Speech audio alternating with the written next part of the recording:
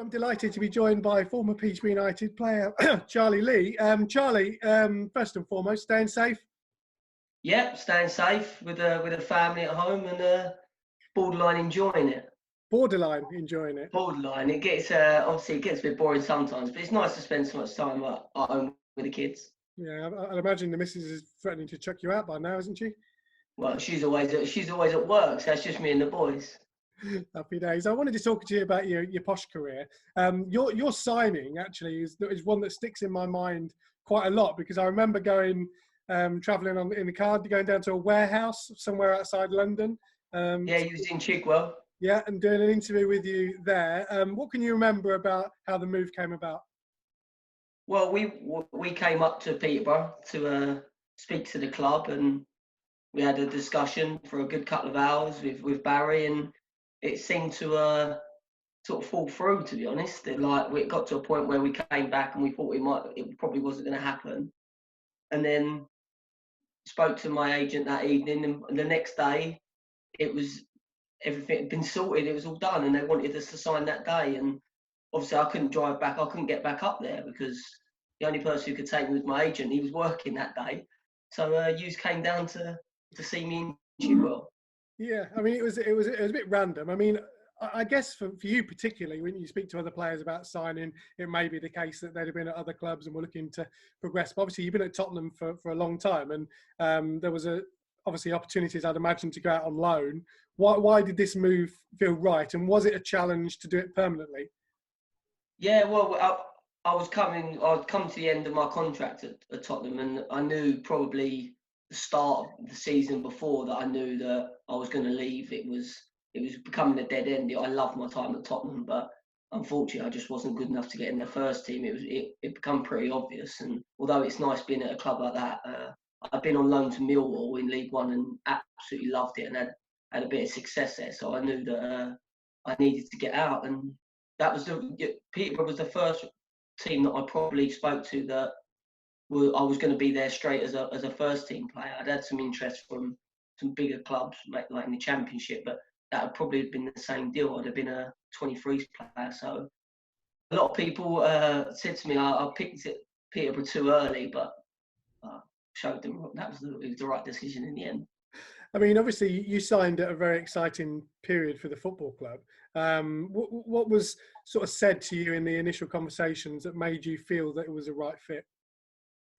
Well, speaking to Darren Ferguson, the manager, once I spoke to him, that was it. A lot of people was telling me to wait. There was a lot of other clubs to speak to, but once I'd spoke to him, he sold me the dream, to be honest. And I wanted to sign for him and him alone. And that a lot of people, as I said, was saying not to rush into it, but I wanted to get it done as soon as possible. Yeah, and of course, you famously became one of those players that could play in any position. And some players look at that and think, what a nightmare, I'd rather be a centre midfielder, centre half, left back, whatever it may be. Did you relish the fact that you could play in different positions because it kind of strengthened your ability to play whenever required? Yeah, I've never really understood that. You either play in the team in a position that the manager picks, or you don't play. So I never really understood why you'd even debate not playing. If you need to play with left back or right back, that's where you play. You just do you've got one job as a player, and that's to do what you're told by the manager. So that was what I learned from a young age. And early on in your Posh career, you were a goal-scoring midfielder and followed very much in the footsteps of Jimmy Bullard, who obviously played in that position before. Long-range efforts, being able to advance. Did you relish that opportunity to do it in League Two? Because obviously you probably had a little bit more space to advance from the central areas. Well, obviously, all my as a youngster, I was always an attacking player. It wasn't until the Youth Cup that we were short on defensive players. We had an unbelievable youth team, really strong players. We didn't have many defensive players, so the manager asked me to play centre back for the youth team, and obviously I just did what I was told. So we had a really successful FA Youth Cup as centre back, and then when Martin Yole took over at Tottenham, he wanted me to be a defensive player. I'd never really been a defensive player before that, and when I signed for Peterborough, it was to be a defensive-minded player because the manager had seen me play in defensive-minded roles. So when I went there, that's where I assumed that I was just going to be one of them things. I've been made into a defensive player, and that was what was going to be it. But it pretty soon into my career, realised that with the team we had and the attacking threat that we had, that everyone got a chance to attack. So instead of being a centre back or a holding midfielder with Keatsy and Heidi there, I could attack, and it was working for me. Yeah, and everybody sort of looks at the success we had, and there's not many players that can hold as many medals up as you can, and obviously Welps can. When I spoke to Welps, he had one of his medals close by. Do you keep them close, your medals? Are they in a particular place? No, I haven't got a clue where they are, to be honest. So medals, I love medals. I love getting them, but it's the pictures. I've got pictures everywhere of the success. They're the ones that mean everything to me, and I enjoy them. The medals are good. There is somewhere they're in a drawer. But I enjoy all the pictures, and some of the pictures I've got from the time they're the ones I'll never forget. We talked about experienced players to players that we've already spoken to, about Keatsy, about Micah Hyde in midfield, Chris Westwood as well. How important were they for youngsters in terms of keeping you sort of grounded?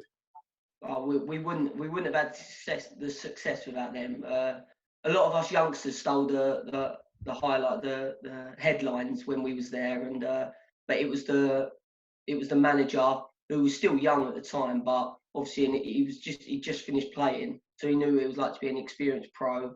Obviously Westy, Heidi, Keatsy, they kept everyone's feet on the ground, and we worked really hard. There was no way around it. We might have played quite free on the pitch, but in the training ground we worked hard, and that was the number one reason we were successful.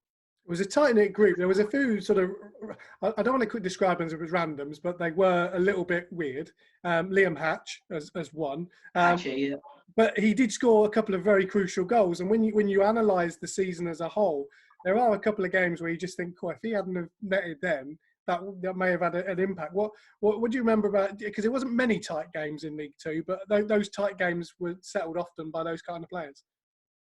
Yeah, well, it was pretty obvious from day one that we was technically, or as an attacking threat, and not many teams in that league could handle us. But we had what, 3 or 4 players with experience, a few that had a couple of seasons, but we had a lot of inexperience in the league, and sometimes we got turned over for that reason only, really. But so some of them tough away games that you used to do with the pitches in January, just not with anyone had ever seen. But we done really well, and I think that was an underrated season. When we look back, we talk about the League One promotions. That League Two promotion, the first season a lot of us joined, was a major highlight in my career.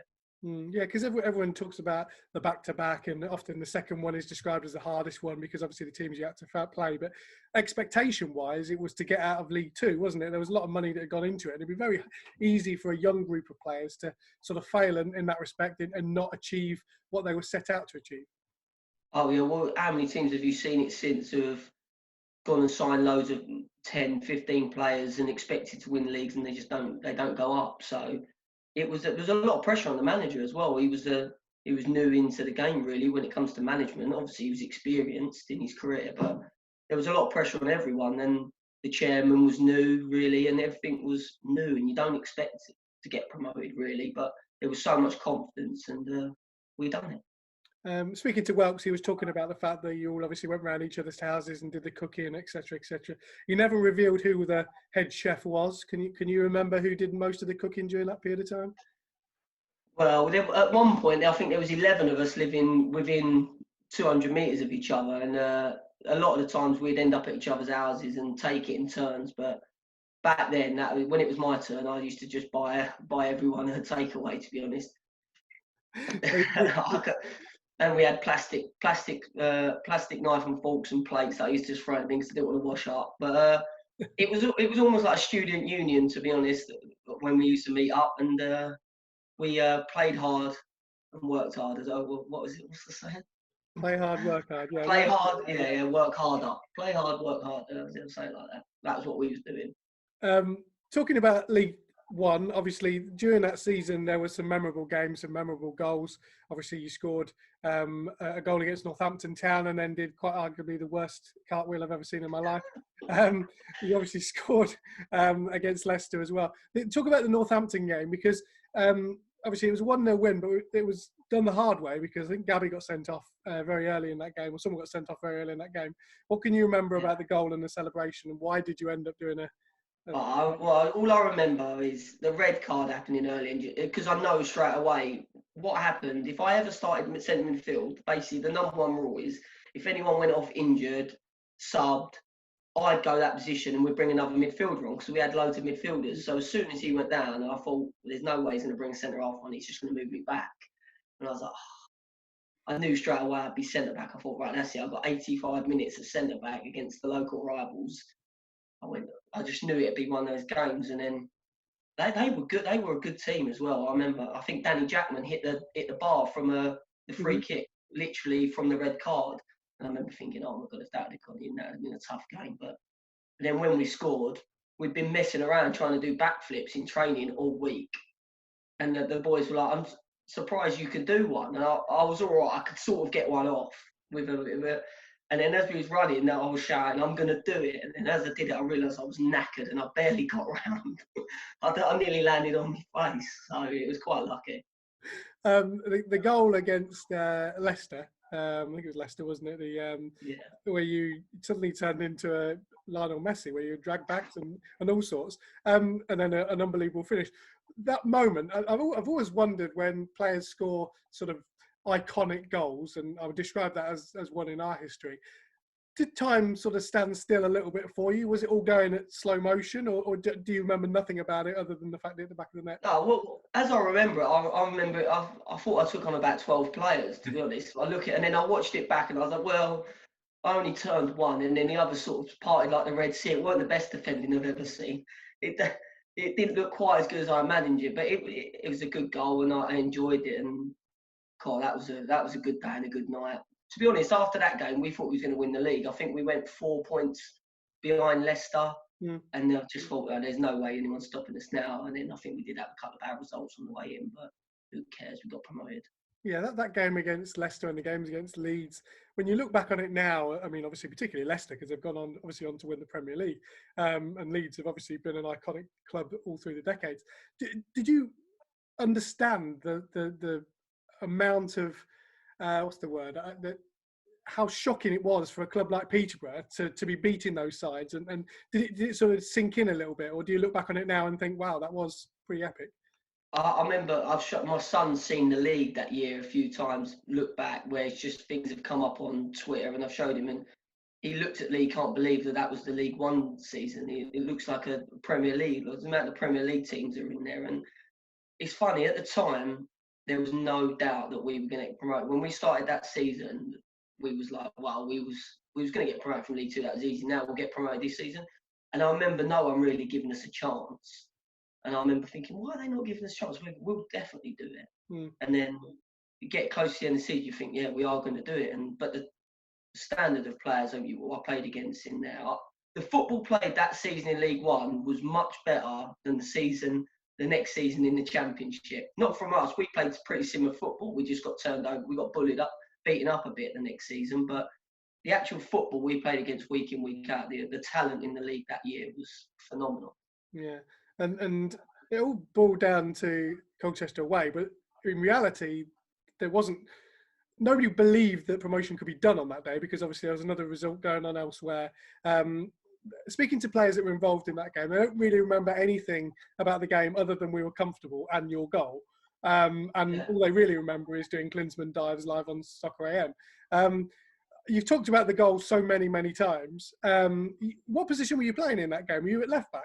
That's the clip that always I try to explain to people how we played as a team, and the clip starts with, I think, is it Russell playing right back? Russell Martin playing right back. Looks like a right mid who passed it back to Boydie, who was meant to be playing up front, I think, at the time. And then suddenly he crosses it across, and I'm left back, and I'm the furthest man forward. And everyone said, sorry, that's why we let in so many goals, but we scored so many. So yeah, it was enjoyable playing left back at Peterborough. I got a lot more attacking done than defending, to be honest. Was it head down? That basically summed us up. Yeah. Was it head down when you got in that position? Because obviously you weren't left-footed necessarily. Well, yeah, Phil, I don't know what foot I am, to be honest. I still haven't worked it out yet. You're one of those that can. When I finally find out what foot I am, I'll tell everyone. Yeah, you're one of those annoying people that don't actually know whether they're left-footed or right-footed. No, I'm definitely right-footed, but I seem to score a lot more goals with my left foot, and I've always played. I played a lot more at left back than I did right back at Peterborough, and I played at Gillingham. I played a lot more at left wing than I did anywhere else, probably. So I used to be on the left. The goal itself obviously won us the game, and then speaking to others, it was bizarre because once one person says you're up, you just believe it, don't you? It's almost like there's no myth involved. It's factual, but in reality, you were celebrating for probably about 6 minutes longer than needed because the game elsewhere, MK hadn't finished. I remember Mark Yates, who played on their team, turned to me with like 10 minutes ago and went, "I think you have gone up now," and I was like, "Nah," because I went, "No, there's no way. I don't even think we can mathematically go up." And then someone on our team, I don't remember it, he said, "No, we can. If they lose and we win," because it weren't really spoke about promotion before the game. We spoke about if we get the win here, that's it. It'll be unassailable. It was just a matter of time, and then it would be. And then somebody said, "No, I think they're losing. I think we win it with a couple of minutes left." And I was like, "No way." And that was it. I remember, I don't know why, but I just started trying even harder. Instead of going forward, I did not go forward one time after that because I thought, if we win this and I win, we 1-0. I was thinking, no one else scored. Let me have the goal, please. You just wanted all the glory because I mean, ultimately, it's rather like in the Premier League now. If you score a goal and you win 1-0, you know you're doing TV afterwards. That's it. That's a given. And I guess that when it's 1-0 going to the last couple of minutes, you must have been thinking at that point, I'm going to be an absolute hero. Well, to be honest, I think I don't know if I thought about it. I tell the story now that I did, but I don't really remember anything of that last 10 minutes. I remember Yatesy telling me we'd gone up, and I was like, no, definitely not. And having a couple of discussions, but I don't remember any of the game. I don't.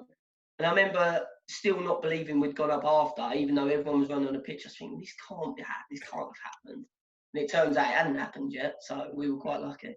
Of course, I always remember the interview you did. Well, I say interview, the sort of words you gave to Neil Gilby, who was doing the post-match interview, where he tried to do a serious question. You just went, "I don't care, we're up, yeah."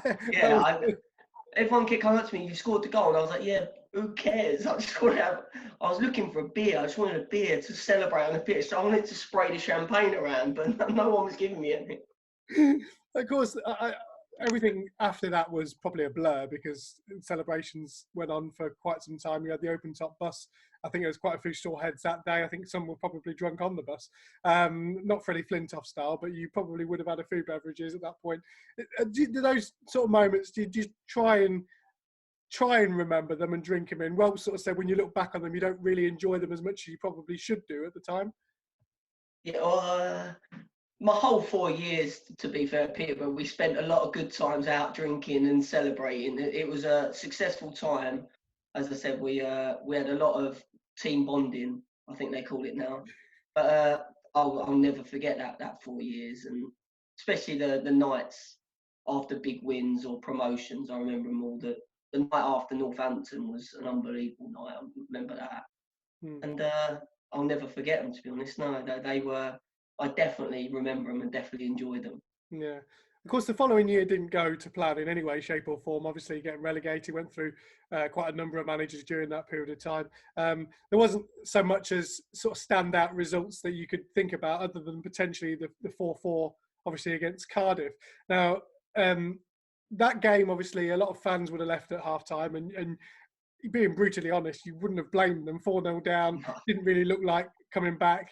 The story about the manager not being in the dressing room, you're sort of doing your own team talk. I've spoken to Welps about it, and you're trying to do it for yourselves, I guess, and trying to restore a little bit of pride. What do you remember about that second half? Did you actually believe you could come back? I know it sounds fruitful when you get one back, but you were playing a very good side at the time.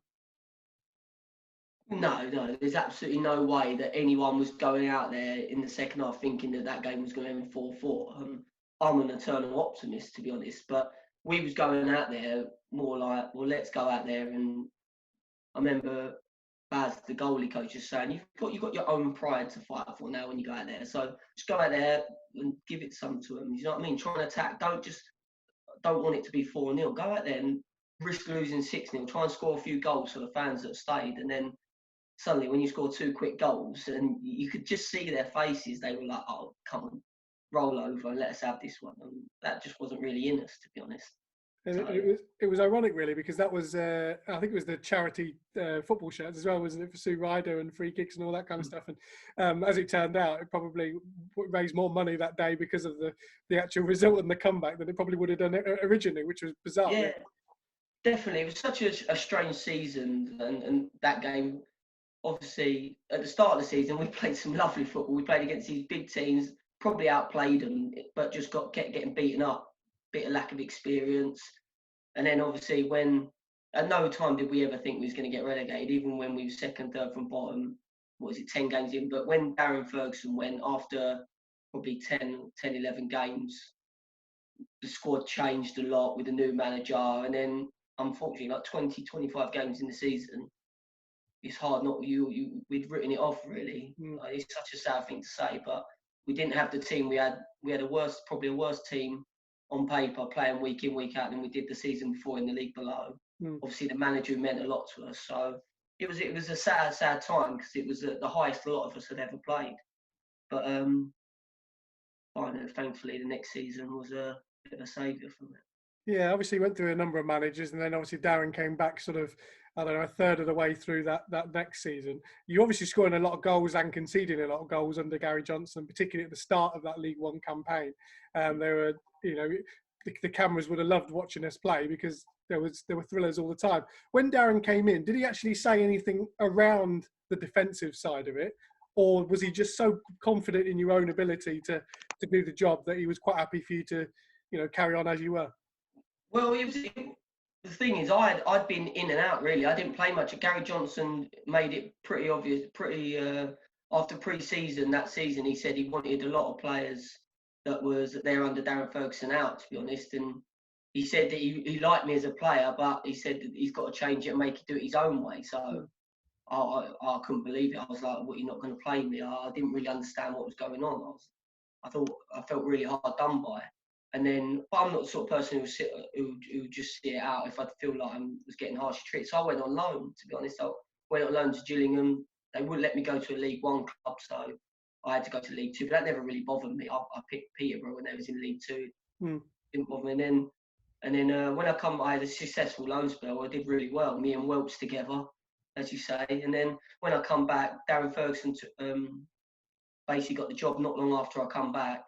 And the first he pulled me in and said, "Why you not been playing?" I went, "I don't know." He said, "Well, you're starting on Saturday." So he put me back in at left back, and then I think I played every game until I got sent off in the playoffs. So until there on, so I think it was 20 straight or 18 straight games for him. So that was a. I think he went back more to the core that he already knew, with obviously a couple of great players who Gary Johnson brought in. Obviously Grant had come in and was a massive player for us. When we were looking back at the playoff games over the weekend and the semi-final away from home, and I have to say I haven't really watched that game in full back as much as I probably should have done, but I watched it at the weekend, and you're actually very hard done by, weren't you, on both occasions, really? Because the first one was harsh. I mean, you probably got away with a couple of times. I got pushed on the first one. He pushed me. It was a foul on me. And then the second one, obviously, you got a criminal pass by Kelvin, who left it kind of short. But even then, I'm not overly convinced there was that much contact on you. I mean, what was going through? I think I'd had some choice words to the referee after my first booking. I couldn't believe he'd give it to me, and then I think he couldn't wait to send me off when I made the second tackle. But yeah, it was so frustrating. I've had a couple of red cards in my life. They're all unfortunate. The amount of red cards I probably should have had that I didn't get, and a few of the ones I have had have been very unlucky. So I thought that was harsh, but the boys dug in, and then the second game was unfortunately not to be playing in it, but I loved watching it. Did you love watching it? Because as you say, I did. Yeah, I was excited. I didn't care if I was playing, to be honest. I wanted to get promoted. I felt like we had unfinished business in the Championship, obviously from the season before, so I wanted to go back up. I was desperate. And it was an incredible atmosphere, an incredible game, incredible passion, goals, etc., etc. And again, things that get overlooked. James Wesolowski's tackle. where he's literally run the length of the pitch to sort of get back and deny them. And but there didn't ever feel any nervy moments after that. Were you watching it? Did you just think this is job done? We're going to be through here. I remember 2 days before the game, manager got the right on with me because I was in the changing room laughing and joking with Ben McKenzie, and he walked in and he was like, "You're not." He proper had a go at me. He was like, "Oh, the pressure's off you, is it? You think you proper had a dig at me?" And I was like, "No." I was like, "I'm just confident. I don't. At no point did that week did I feel. I just knew the way the first game finished, where we should have been out of it with a red card, with Litz getting the most outrageous decision in history. I just knew that we was gonna do it. And then watching the game, at no point did I think we weren't gonna win that game. So I think I just had a lot of confidence in the boys. It was probably more than everyone else did. I always remember the celebrations for two reasons. One, of course, you had the celebrations in the director's box, didn't you? The lads sort of came up and celebrated on there. And then there was just some random that appeared both with you and also in the dressing room afterwards. I think the myth goes that Litz had something to do with it, but I'm not even too sure that anyone knew. I have no idea. Still to this day, I have no idea what was going on, to be honest. Anything could have happened. You just didn't concentrate. It was after, I remember after that, sitting, we've just had the biggest celebration we hadn't even promoted yet, but it felt like it. That I just think we all knew. I think we were so confident, and then when we went down to 10 men, when I got sent off and we lost the first leg, it was a bit like, oh wow, like we're not going to just breeze this. But then once we won the second game, I just think it didn't matter who was playing in the final. I fancied us to win it, whoever it was.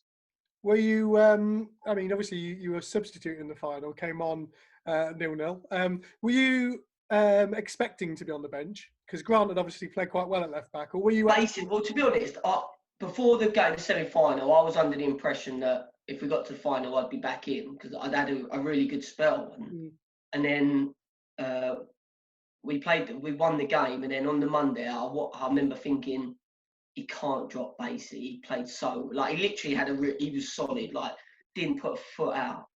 And I remember thinking, oh, I'm not going to start in the final. It's a shame. I've played 20-something games straight since he come in. I went, but I knew. I just thought if I'd played in the second leg and done as well as that, and then he pulled me 2 days. We was training at Carrington for a couple of days, and he pulled me and said, "Look, you've done brilliant for me." And he said, "I'm not going to change the team." And I went to it. I know. He went, "But make sure you're ready because you know what's going to happen. You're going to be coming on at some point in some position." I was like, "Yeah, I'll be ready." And then at half time, he pulled me and said, "Grant looks knackered. I don't know why." He went, "There's a good chance he'll be coming off in the second half quite early." I don't know if he had a sore calf, I think maybe. So I knew I was coming on, and then I came on and got booked after 5 seconds. And I was like, oh no, literally, they took the goal kick from me coming on, and I just smashed someone trying to get into the run of the game. And I got, I thought, do not get sent off at 0-0 in this game, please. I was so scared that I was going to get sent off in the second one. And obviously, it went on to be a wonderful end to the game. Obviously, you came on at 0-0, so you must think it was all down to you. Game changer. A game changer. I mean, did you feel? I mean, obviously, the first and second goals were so quick after each other, or second was so quick after the first. It probably settled you down and thought you were going to do it anyway. Had it been 1-0 for a little bit longer, it may have been a different story. But we were not that kind of side that would go 1-0 up and then sit back and try and see it out, were we?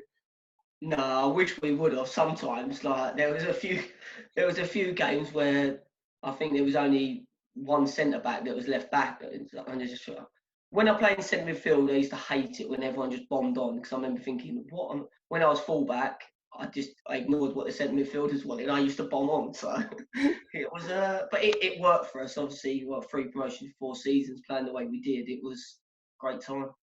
Obviously, the celebrations were great. The open top bus was great, and similar to Welps, you're on such a high, and then obviously the manager then had to make a decision moving forward, and obviously you and Welps were 2 of the ones that didn't make the cut. Was that a real shock to you in particular? Welps, I know you've been out on loan and whatever, but you'd played more games than Welps had in terms of that run. Was that a shock to you? Well, when I found out, I found out during the parade still. We hadn't even finished celebrating when I was told, and I was gutted really because I still had a year left, and I contemplated. I pulled the manager and I said, look, I'm being honest. I ain't going anywhere. I don't want to leave. I went. I'm going to stay here in pre-season and fight for it. And I know that when it comes to it, you'll pick me. I remember saying it to him, and then I spoke to him all, and I thought that just isn't going to be me. I went, I'm not going to sit here and not play. And I went, things could be made hard for me. You never know. And it'd been such a good time, and I had such a good relationship with the chairman and the manager that I didn't really want things to end that way. And I was just a bit like, and it was at the time a lot of clubs were coming in for me, but unfortunately a club had made such a good offer. Another club that made such a good offer for me financially that a lot of the other teams that I wanted to go to weren't going to match it. So I had to. I went to Gillingham when I probably had a lot higher clubs that were interested. But also, I loved it. I wasn't afraid to go to Gillingham as I've been there on loan, and it was a really good time for me. So it was sad to leave, but I don't regret anything, to be honest.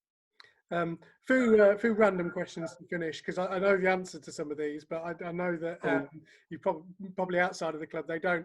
I remember pre-season and that hill under Darren, and I remember Darren saying that if you don't get round that hill X amount of times, Chaz, I'm going to do it and I'm going to beat you. And if I beat you, you're in trouble.